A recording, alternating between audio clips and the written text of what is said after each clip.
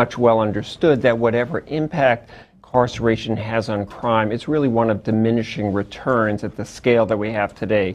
More than 2 million people behind bars. The United States has become a world leader in using imprisonment. So if we can reduce the excessive incarceration of people who don't need to be there or there for too long, we can reinvest in early intervention, prevention, treatment, would have a much better impact on public safety.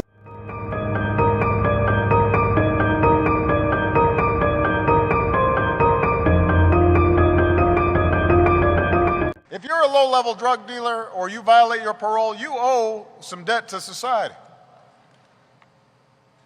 You have to be held accountable and make amends. But you don't owe 20 years. You don't owe a life sentence.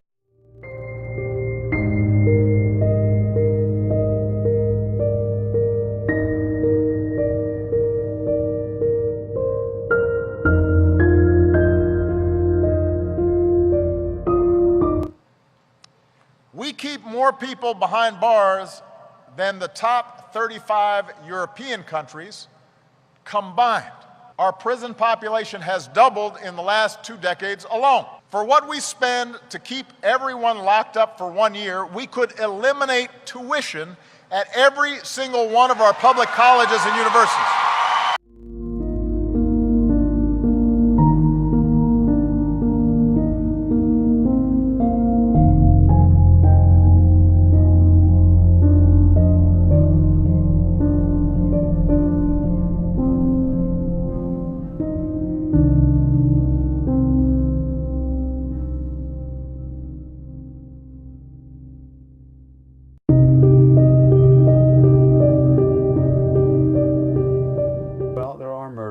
And armed robbers and rapists and child molesters, but the majority of people behind bars are nonviolent offenders.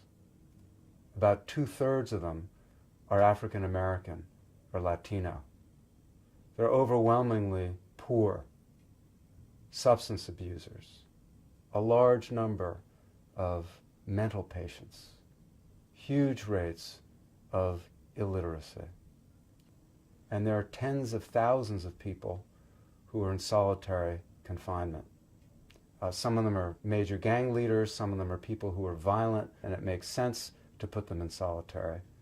But the majority aren't, and they're prey to all kinds of health problems, psychological problems, being locked away for weeks, months, years, by themselves in a cell, only allowed out for 2 hours, maybe, a day.